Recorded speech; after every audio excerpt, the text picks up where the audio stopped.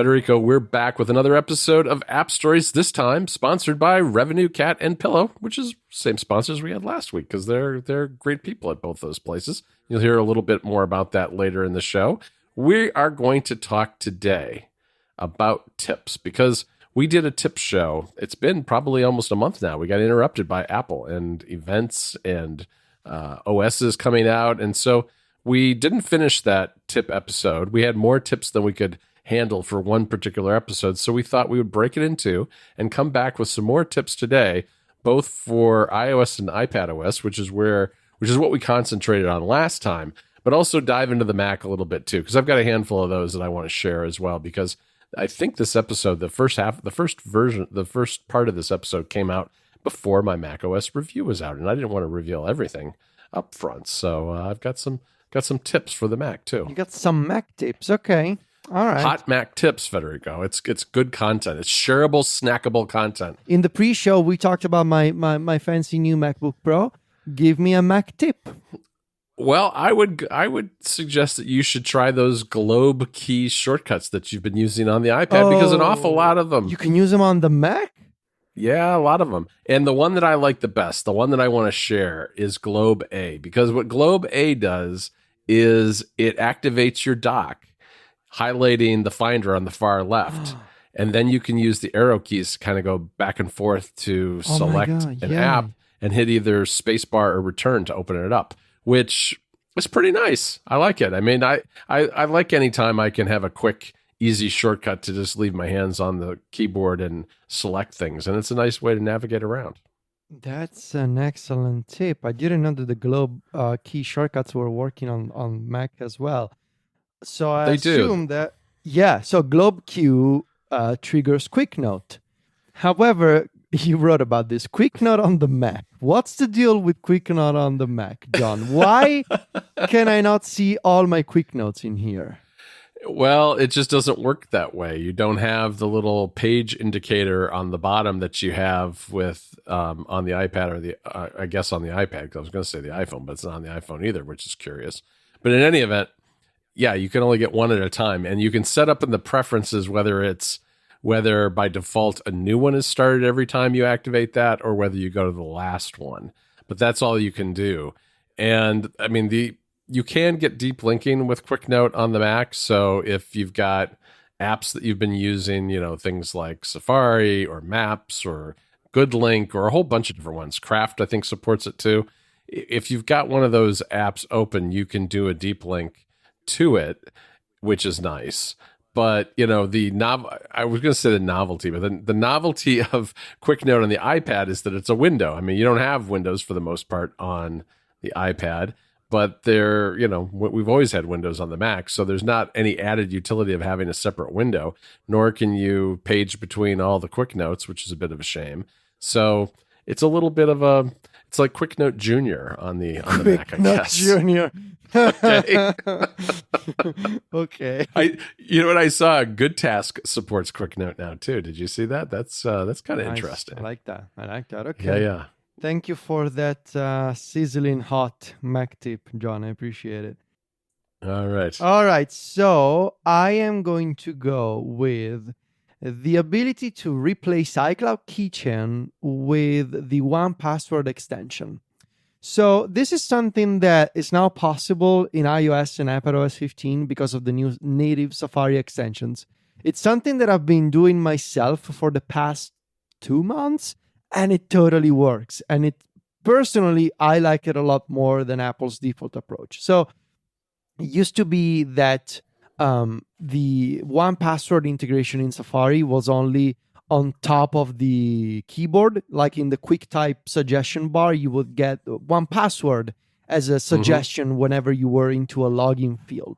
But now, when you're using Safari, and pay attention, Safari, not Safari View Controller, because unfortunately extensions are not available in Safari View Controller. But when you're in Safari, now you can get a native 1Password extension that autofills your logins.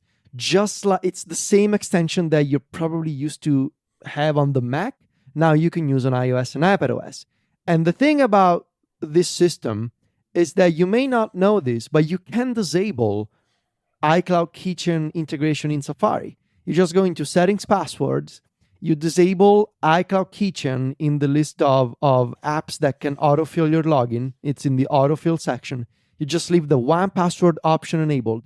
And now when you click into a field, a login field in Safari, you will not default to iCloud Keychain from Apple anymore. You will only see one password.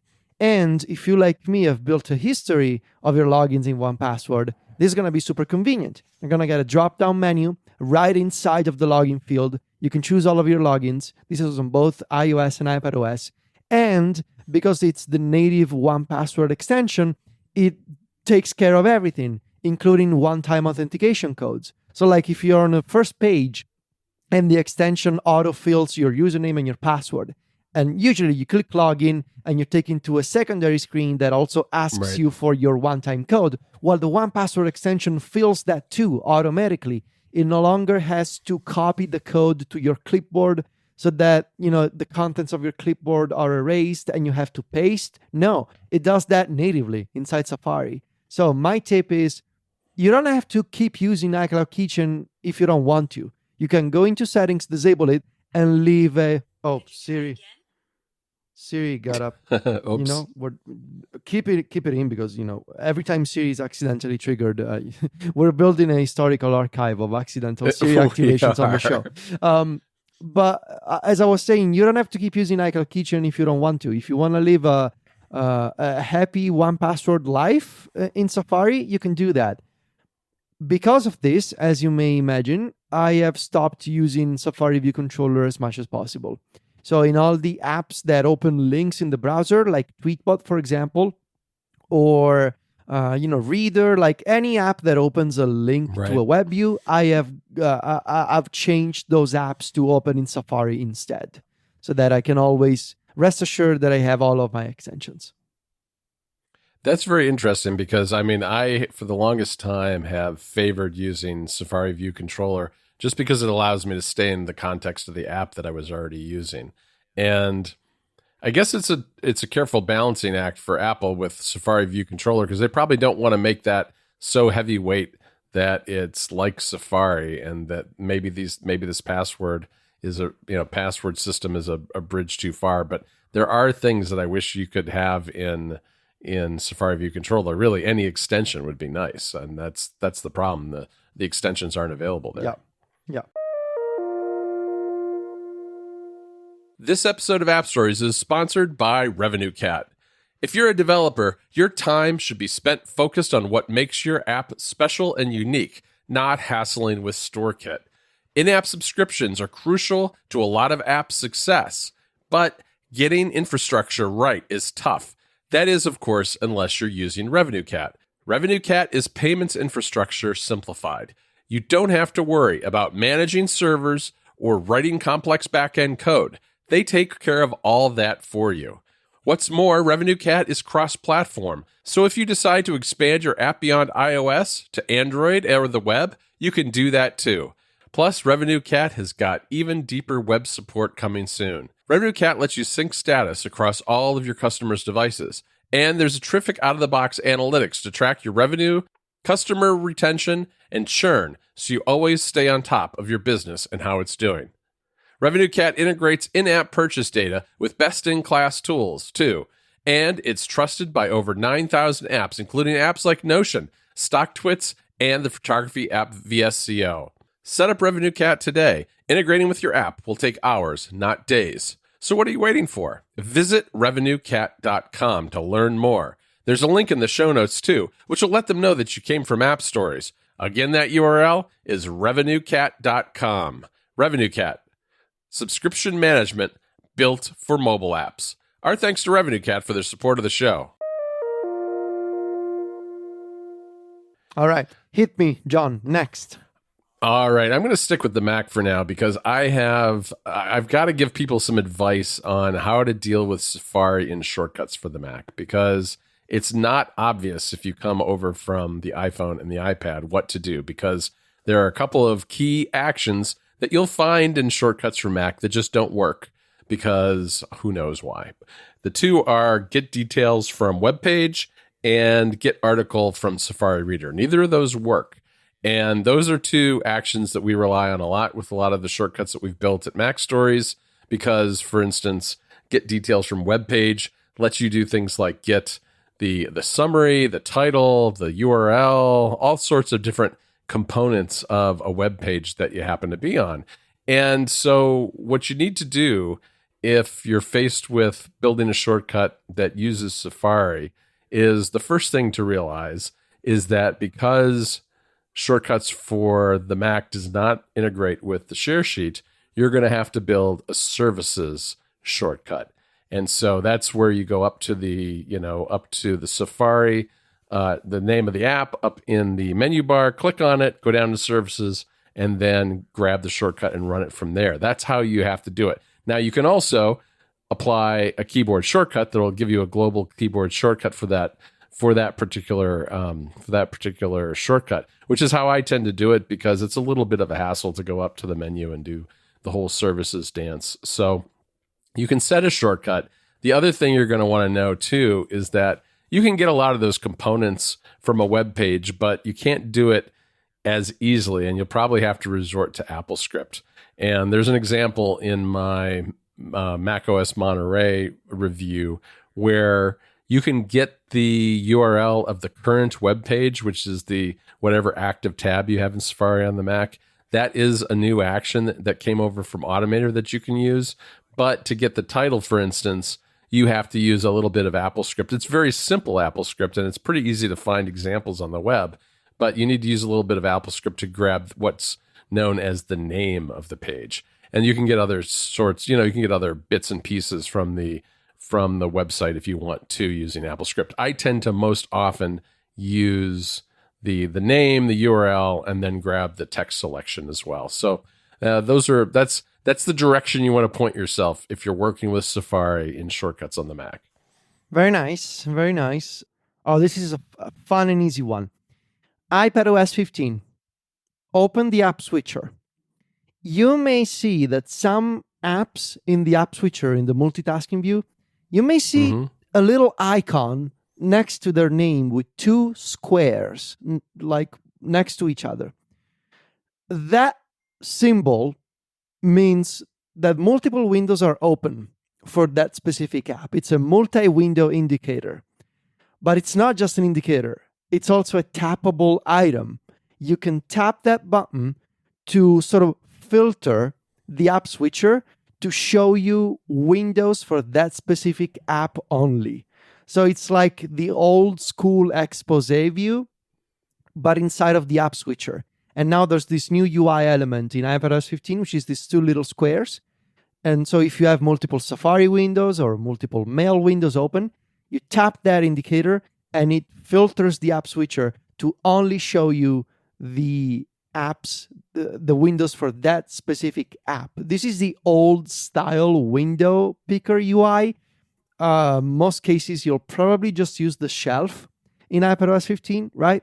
But here you get bigger window previews in the app switcher, which is kind of inconsistent with the rest of the shelf. And it's kind of weird that you have two conflicting UI elements for the same feature in iPadOS. I honestly don't think this UI will stay around much longer. But for now, that's what the icon does, and that's what you can do with it. Okay, here's another thing that I think people are underutilizing, and this one actually cuts across all of the platforms, which is you can pin links that you get sent by someone in messages. And so this is to me like a good alternative for shared with you if you're not into that, is that you can actually pin those, whatever it happens to be, whether it happens to be a link to an album in Apple Music or a TV show or whatever it is, or a link on the web. Pin them and they'll float to the surface. And it depends on you go into the info panel for anybody in your contacts in the Messages app, and you'll see all the sections. You'll see photos, and you'll see links, and you'll see all sorts of different kind of media that you've shared between yourself and that person. And by pinning it, it floats it to the surface to the very top, and it's a lot easier to find later. So if you're not into shared with you, pinning is a great alternative. Yeah. We covered this a bunch of times. you can now create smart lists in reminders in iOS, iPadOS 15, and macOS Monterey. Now, with the smart list, it's a helpful tool to create custom views in reminders, choosing from a selection of filtering criteria that you may not be used to see in reminders. Now, for example, you can mix and match any combination of tags. You can filter by a relative due date. For example, you can put together a custom smart list that says, show me all my reminders tagged with work that are due in the next day. For example, you can put together something like that. Or you can, and I'm doing this right now even because I also kind of want to check what it looks like on the Mac. On the Mac, of course, you have a Mac-specific UI for picking filters that is kind of reminiscent of rules in Mail and other apps. You can filter by tag. You can filter by priority. You can filter by the flag status of a reminder. And you can also filter by location. Now, custom smart lists are awesome, and I'm really happy that this feature exists. I've been taking advantage of them myself in a few different ways, and maybe these examples can be useful. I live in 2 different reminders widgets on all my devices. The first one is the standard Today widget that lets me see all my reminders due today. The other is a custom smart list widget that is called Critical and Soon. So this is a custom smart list that I put together that filters reminders due in the next day that also have a high priority. And I really like this approach because every once in a while I want to make sure that I don't forget about something, because it's easy to create reminders with Siri, with shortcuts on all of Apple's devices. But if you create too many of them, it's easy to get carried away and overschedule. And if that happens, some really important things, they fall behind. This is why I've been getting kind of religious about adding high priority to tasks that are actually important. And there's only a few of them, and that's the point, right? Yeah, no, that's true. I've been doing that since before we rolled out the additions to Club Mac Stories, because I found myself in the same place where I might have 20 different things on a particular day, and I wanted to make sure the top 4 or 5 got done. Yeah, and a good way to approach this, and I don't want this to turn into a GTD show, but a good way to approach this is look at all your tasks and ask yourself the question, what are the items here that if they don't get done, something bad happens? That's the way that I like to approach this. Me too. What are of these 25 items, what are the ones with a possibly bad consequence for me? And that means those tasks are high priority because you need to complete them. Otherwise, it's going to be a problem. And so right now I have two items in my critical and soon. And now these are not due today. They're due in the next 24 hours. And it's a good way to see what's coming up that requires my attention. The other 2 smart lists that I use are kind of similar. They're called Mac Stories Writing and Club Writing. These are tasks that have been tagged respectively with hashtag Mac Stories and Writing and hashtag Club and Writing, which brings me to some of the limitations of custom smart lists right now. If you're the kind of person who listens to app stories, you may be familiar with tools like Todoist and Good Task and OmniFocus, of course, tools that give you a lot of filtering criteria when it comes to making your own views. Custom smart lists in reminders, they need to grow up a little bit because you cannot do even simple things like a reminder is tagged with a specific hashtag, but also belongs to this list. I don't think you can do that. I don't think you can either. It's because everything's right? Exactly. You cannot, rich links, URLs, the notes field, subtask status, those filters are not available. So you cannot put together a custom smart list that says, show me all my reminders that have been tagged work and that also have an attachment. That's not possible. So the Apple needs to add more filters to custom smart lists. But for now, I think they have potential. And it's especially nice how you can make widgets out of them. So if you've never tried this feature before, open reminders, try to create a new list, and you will see an option that says make into smart list, and go play around with it because it's fun. There are some filters, and hopefully more will be added over time. Right. And one thing you can do too is you can also combine using reminders with an app like Good Task, which is built on top of reminders. And you can use those reminders things that you just mentioned separately if you want, and then go to Good Task when you want something a little more complex. Yeah. This episode of App Stories is brought to you by Pillow. More and more studies have shown that getting a good night's sleep can help improve your health and well-being in more ways than one. Pillow is a simple app that can help you be more aware of your sleep patterns so you can make informed decisions to improve your sleep quality. All you have to do is wear your Apple Watch to bed, and Pillow takes care of the rest. If you want to use Pillow with just an iPhone or iPad, you can do that with the press of a single button. But with an Apple Watch, you can also get important information about your heart rate trends, variability, heart rate dips, and blood oxygen levels for each sleep session. You can even record sounds during the night, like sleep talking, sleep apnea, snoring, and other noises that might be affecting your sleep.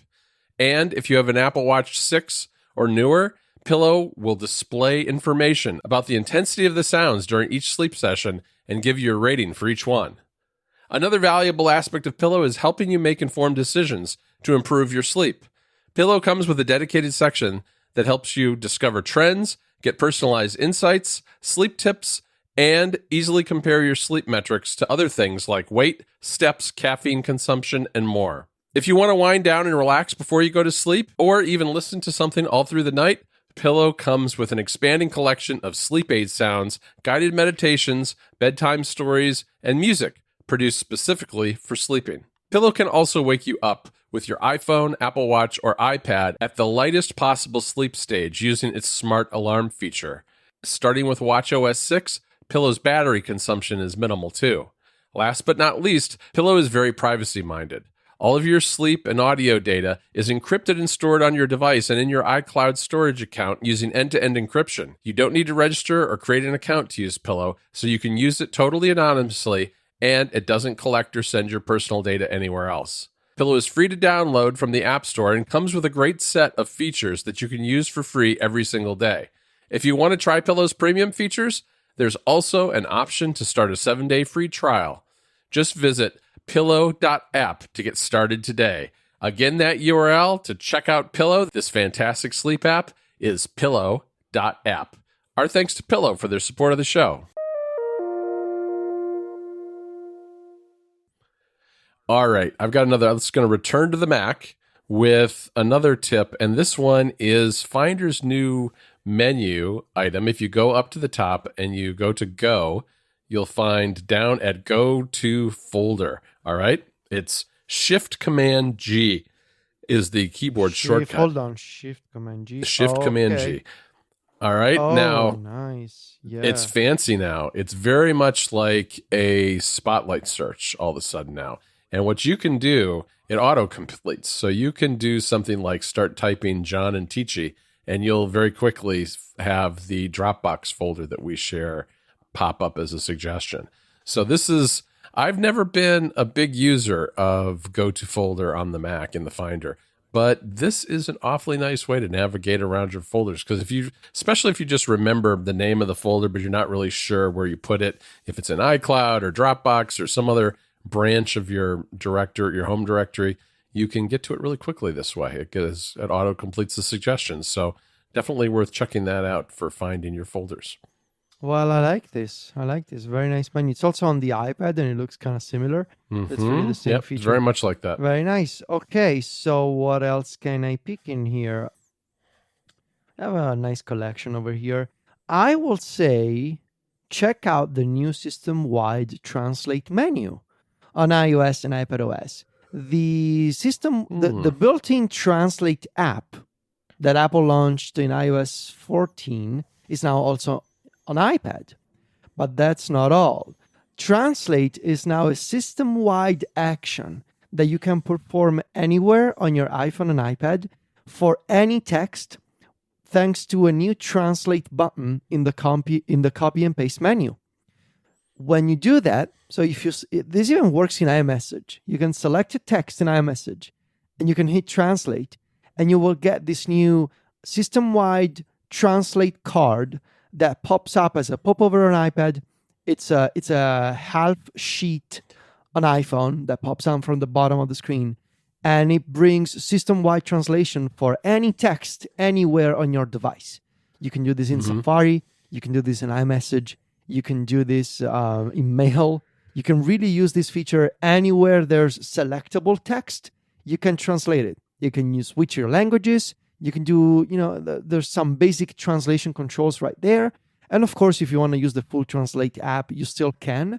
But this is a super convenient way to make quick translations or check on some, maybe you received an email in a language that is not your own, and you can translate it right there. And I think it's a really nice way to show off a private API on Apple's part, for sure, because developers cannot do this kind of integration, but it's still very, very much useful.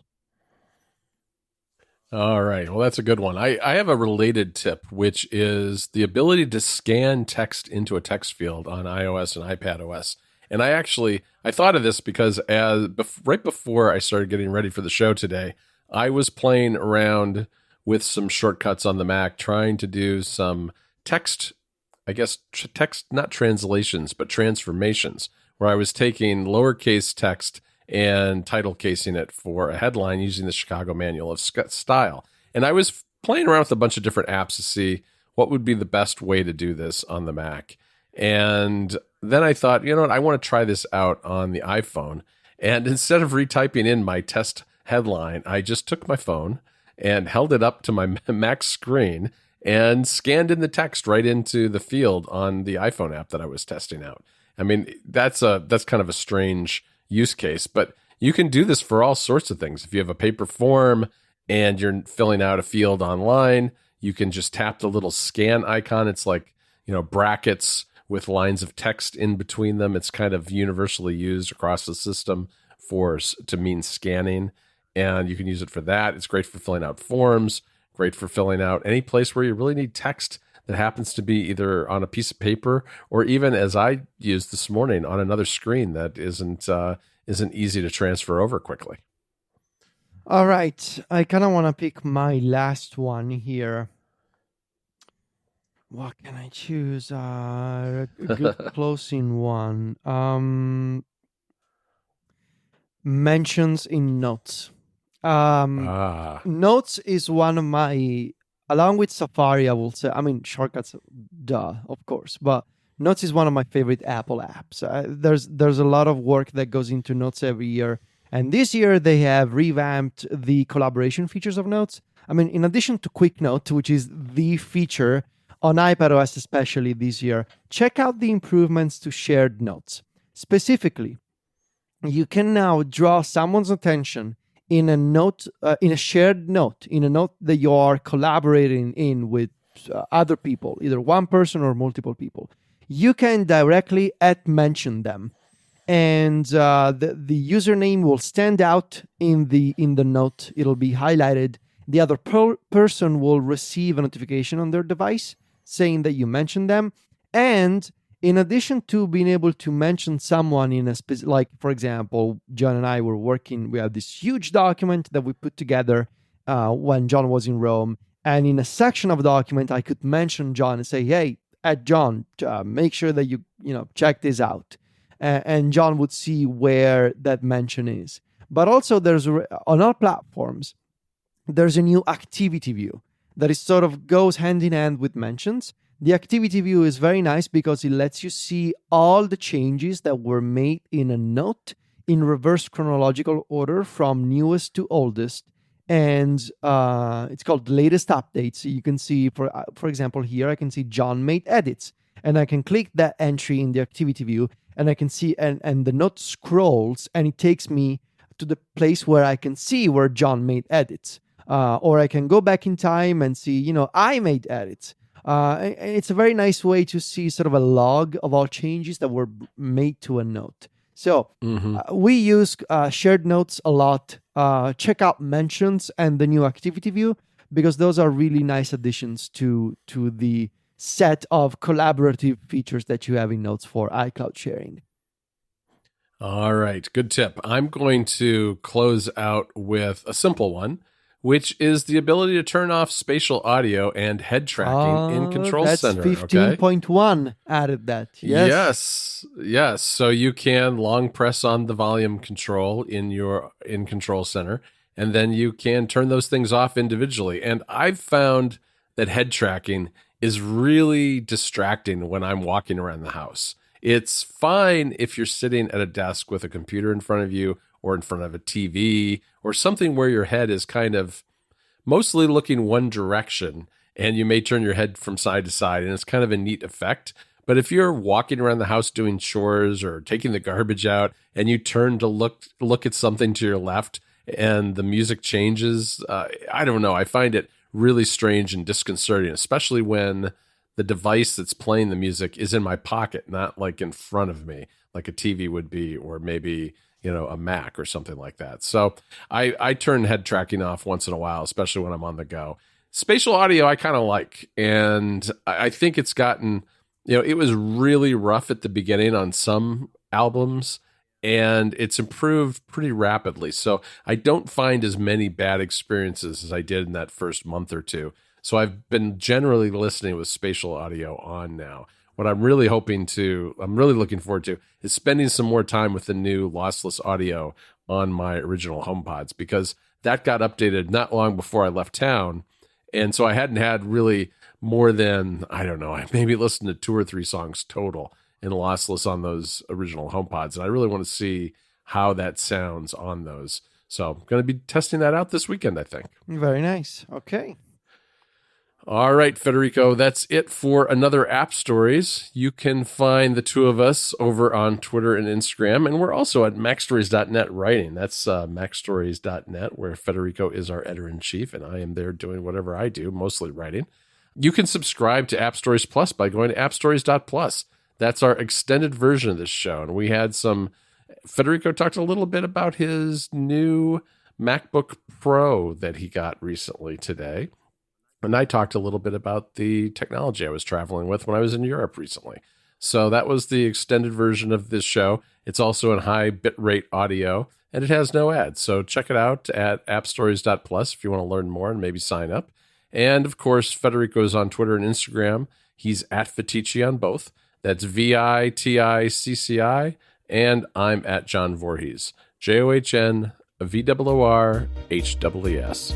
Talk to you next week, Federico. Ciao, John.